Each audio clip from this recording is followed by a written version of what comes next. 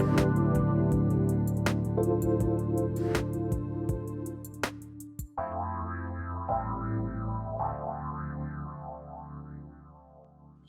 afternoon, everybody, and welcome into another show of the Diane McClay Show on the Cornelia Stephanie Media Network and Transformation Talk Radio. We are at the end of February. I'm so excited to have my friend Trish Campbell come back again to talk to us about her book, Love Me, that's going to be coming out in March. But first, I want to tease out what we're going to be talking about today. It's really easy to get caught up in the trappings of failure, thinking that failure is something that sets us back. But the reality is that failure is here to teach us a lesson. Trish has a great story to share about something that happened on her journey while she was writing her book. And as always, we appreciate you being here. Trish is a writer, a transformation coach. She is the founder of invibe.ca, and she is committed to helping and motivating individuals through their own personal evolution, through a transformative process to remember who they were and who they really are meant to be. Trish, thanks for coming back in, and nice yellow. It makes me think of springtime. It's good to see you. Thank you for coming back and talking to us about your book, Love Me, that's coming out. Yeah, thank you so much for having me again. I feel like we just did this, but it's so great to be back. I appreciate that. And we always have so much to talk about. So especially around this topic, I feel like we could talk for hours. So Well, yeah. we do. And one of the things that we'll direct people to is you're going to come back. I think you're going to be one of our regulars because we actually have a lot of in-depth opportunities to really kind of dig at some of these topics. We're working with the producers of Transformation Talk Radio and the Cornelia Stephanie Media Group to create a live audience after the show. So when we get that set up for my show, we'll have an opportunity to really dive in with people personally and individually when you come back. How does that sound? That sounds awesome. I would love that opportunity to interact and just have that dialogue around all of the things that we're talking about that are helping us on our path. Right. And let's get started. So Yeah. last time you were on the show, we were talking about how it's easy to fall into the trappings of other people's expectations. And then you were actually in the process of writing your book, Love Me, and let's set the tone for our listeners about the story, about why you wanted to come back on. When you were writing your book, you had an expectation that you would have it published and in people's hands by February 14th. And you came close to that date, and lead us into a little bit of what you experienced and what you observed about setting that deadline and then not meeting it. Speaking of Okay. failure. Yeah. So interesting process. I had originally intended to, when COVID hit last year, I had planned on doing a 2020 publication for my book, and then I said, okay, let's slow down for a minute. And so then I set a new date of February 14th. And that was for various reasons, but I set that date not knowing, long term what was involved in the process. And so it was just kind of an arbitrary date.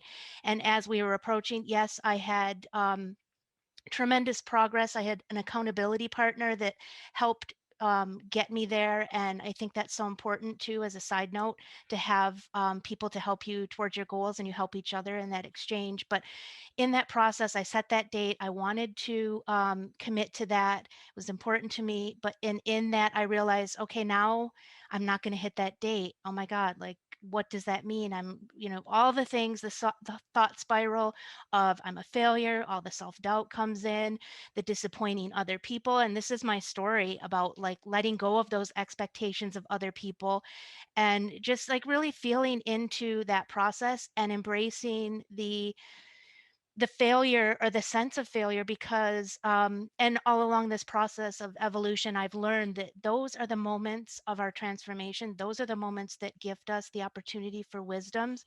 If everything was so easy, we would learn nothing. And so I think that it's important to reframe what failure really means. It's part of success. And it goes back to what we were talking about, those expectations and the societal conditioning around success. Success, first of all, is subjective.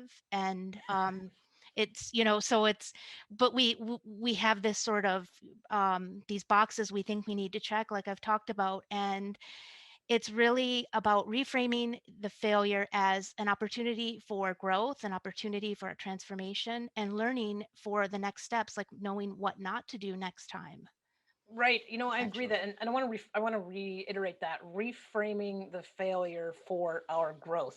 Mm. And for the listeners who can't see my office, I have two words on my wall. One is choice, and one is courage. And first of all, having the courage to reframe something, having the courage to be curious about what went wrong, rather than judgmental about why it went wrong or who's to blame, I think is very critical in our transformation process. And then the other part that I think is important is we get to choose how we define ourselves, either by our failures or by our successes. So when we can change a perspective, when we can look at it from a different viewpoint, when we can come up with a different option about why that happened or what we could learn from it when it doesn't go the way we expect, I really think that's essential to us owning our own destiny, stepping into that. Would you Right. agree? I 100% agree. And choice, how you mentioned, that is so important because in that process of when we're in having this awareness that we're quote unquote failing, it's having the awareness of that showing up and the awareness of how our past patterns may have been. And it's an opportunity for a new choice to do something different and to not beat ourselves up, but to find compassion for ourselves and in that process and not judge ourselves, but yeah, take that opportunity to explore what the options are moving forward and go from there, from those wisdoms and apply those. And talk to us a little bit about how did you show up when you had this false deadline, Mm, not false deadline, but it was one that wasn't realistic, but you didn't know it at the time. yeah. How, thinking back now, how were you showing up as that deadline was approaching for yourself and Mhm, for your project? And then how did you show up afterwards when you had the courage to shift your perspective and mhm. give yourself a break and look at what could be improved? Right. Well, it's interesting because again, we think we've grown and we're beyond, we're evolving and we're constantly evolving, but we're constantly being brought back for these opportunities for another layer of growth and another layer of healing. And in that moment, it's so easy to get entangled in this myth of perfection, like I have to have everything go according to plan. And if I don't, well then, oh, I might as well not show up at all. So it's having that awareness, taking that opportunity to say, hey, wait a minute, I'm not going to repeat this pattern again.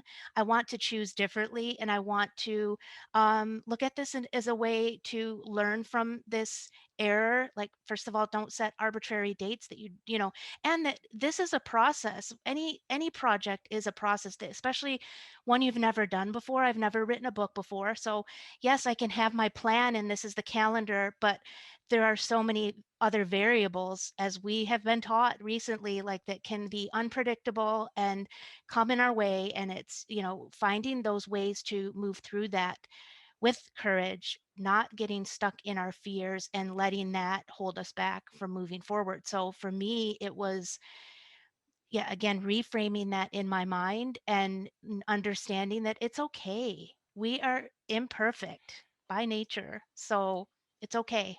And what would you tell your clients or somebody who's starting a creative project like a book? What would be three things that they could do to really reframe their mind? I mean, it's easy as a coach to say, well, just reframe your mind. But Right. what steps would you take a client through to get them to do that? I mean, I would say like failure is not a bad thing. It is not it's something that we're taught we need to avoid, that we need to show up to appear perfect, and this myth of perfection is what is so I it's so troublesome in our relationship with ourselves, with our relationship with other people, and just with everything. And um, not understanding that failure is part of our success. That we can't, like I said before, if it were so easy, we would not learn, we would not grow, we would just be like, what would be the point of anything if we're not continuously evolving and growing and applying these new wisdoms? And just understand that failure is our human nature. It is, there's no such thing as perfection. There that our imperfections are the beauty of who we are. And if we just, look outside of ourselves for a second, like with nature, for example, is always showing us that there is beauty in that, and it is to be embraced. And that if everything were perfect, well, that would be boring. So, Right. um, and the other thing I would say is, like, start from where you are. You don't have to know everything. You don't have to know everything about everything that you're setting out to do. You can learn as you go. You will make an impact with with yourself, with your whatever, timelines you set for yourself. Even if it's not within those, any little step forward, like, start where you are and just keep going, and don't be held back by that failure, because I feel like that's a key component to being successful. You know. And I want to tap in on that. The three things that I have learned to ask myself, and now I incorporate this into the coaching that I do with my clients, is to ask yourself some questions. And the first one is, like, if you find yourself getting frustrated or angry or mad at yourself that something didn't go the way it should, or it didn't go according to plan. I mean, first of all, stepping back and saying, I mean, the reality is we're not trying to, save lives with Mhm. almost, I mean, some of us might be, if we're doctors or nurses or that, but in general, we're just trying to contribute to the world in our own way. So Mhm. giving ourselves that grace. But here's the first question I like to ask. What am I reacting to? Am I reacting to what other people are saying? Probably not. Am I reacting to what other people are thinking about me? Maybe. Or is it more likely that I'm reacting to what I think other people are going to say about me, or how I think I should show up for other people? And Mhm. the difference in those four questions is, the first two is, what's happening in my mind and my heart versus what do I project is happening that's coming at me from other people. And more often than not, it's coming from us rather than Mhm. coming from, I don't have anybody in my life saying, why didn't you get that deadline done on time? Right. Right. If I have a coach in my life who's holding me accountable, that's a little bit different because we've Mhm. made an agreement. But generally, it's how am I interpreting the information that I am generating in my own head? Do you have anything to say about that? Yeah, I totally agree with that. I think that it goes back to not beating ourselves up, not it, like, we're our biggest critic, critique, or critic, I guess, is the word I'm looking for. Again, here's my imperfection. But God bless imperfection. yeah, and yeah, so we are our biggest critic, and I think that we think we know what people are thinking, and a lot of time, everyone has their own stuff, and I think the showing up is important. Showing up for ourselves, like, we're not here to show up for other people. Yes, we're here to connect and to help each other along the way, but I think showing up for ourselves in tapping into, connecting with our soul, and is inspiring for other people to do that same thing. So embracing our imperfection, understanding we're human, bringing that to the forefront. I think we talked about that the last time too, that human Right. essence, bringing that, normalizing that, like, we are human, let's not pretend that we're not. Right. So. Well, and I have a quote that I just love. Thomas Edison, when he was making filaments for light bulbs, it said that a lot of people accused him of failing. A lot of people said that he was an inventor and he would never make anything of himself because he kept failing. And his response was, when he found the right filament for the light bulb, he said, "I did not fail. I found 999 ways that it didn't work." And I think Right. that's a great invitation to ask ourselves, what can we learn? Like, Hmm. if something doesn't go right, rather than beating ourselves up, if we can say, okay, what did I learn in this? And I have a friend who's a supervisor at UPS, and her style of management is to allow her employees to fail, Hmm. because she'll say to them after they it's easy for her to say, do it this way and do it this way, but she'll say, well, figure it out. And then if they get it wrong, she'll go back and say, what did you learn? Because the lesson of what did you learn is actually more powerful than how come you didn't get it right the first time. Right. And I think that's really important, that what is there available for me to take in and improve? And I guarantee you, I believe that you almost never make the exact same mistake twice. If you Right. really truly want to improve and show up for yourself in the best version of yourself, it is in our nature to understand how to do it better. One, I mean, if we're embarrassed because we made a mistake, we're like, yeah, I'm not going to do that again. Yeah. I mean, how many of us have inadvertently texted somebody, and told them something that we didn't really want them to know because we didn't check the name on the text? Well, Right.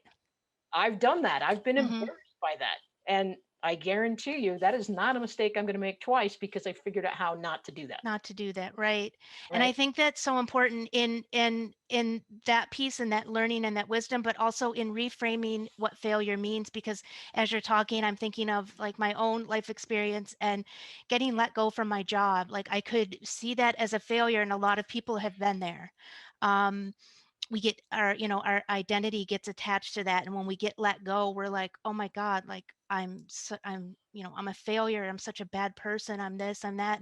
And it's like those, but those, if you look at anyone's story around that, and after like that is usually where transformation has happened in their life. It's a pivotal moment of their lives. I know it was for mine.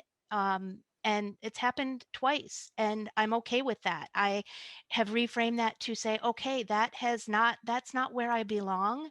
And it has opened up new paths for me to create something new and to have more opportunities for failure and getting more comfortable with failure, even though it's not always comfortable, like I just experienced recently, but learning I, from it. I think we need a different word than failure.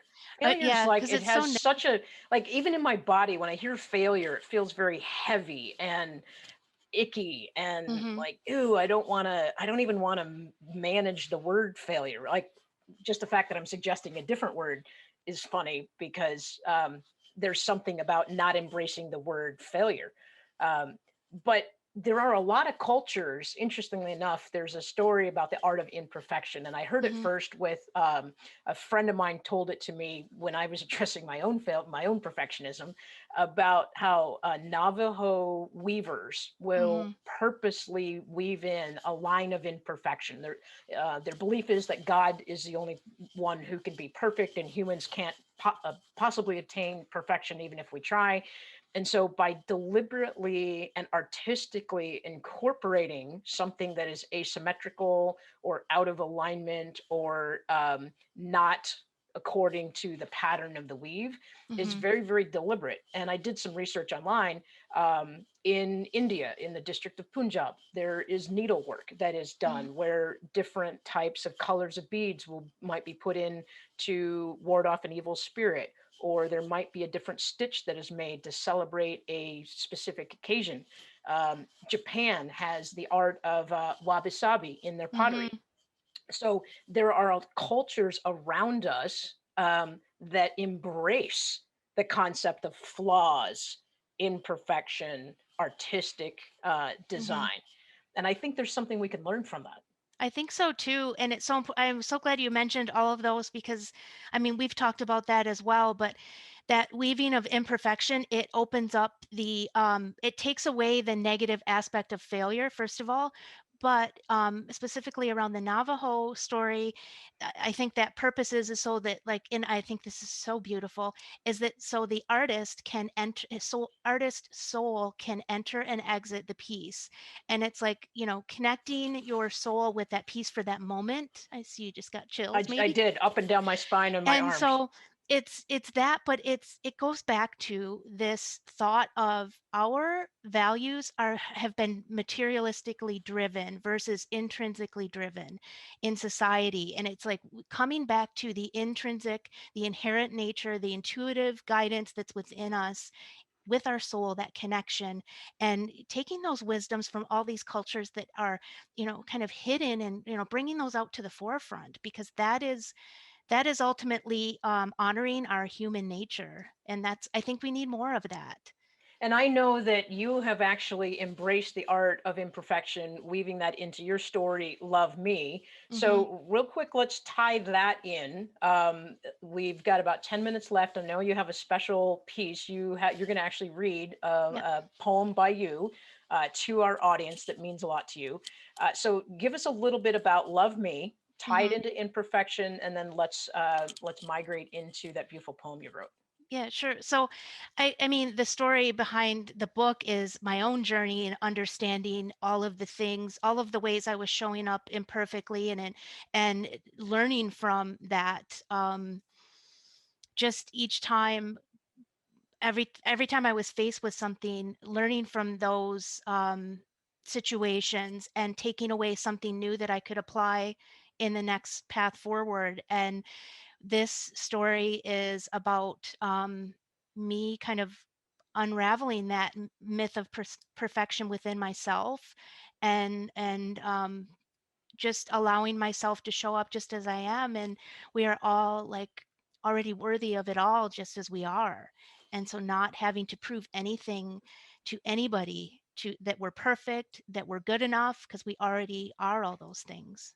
So that is, yeah, I hope by me sharing that, that it inspires other people in their own Well, journeys. I was fortunate enough to get a draft copy of your Mm. book, so I don't physically have one in my hands yet. But the story is beautiful. There is what I appreciate about it is the level of confidence and courage that you bring into articulating each piece of that journey and each piece of your story.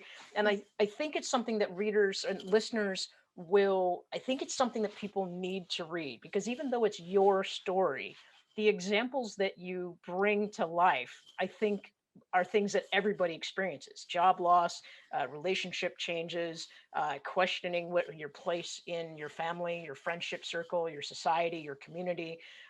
So almost every time when we're on the show, we always talk about how you mentioned it earlier about how nature really is the art of imperfection. About Mhm. how I told the story I told you was it always fascinates me how well trees survive after a utility company butchers half of them.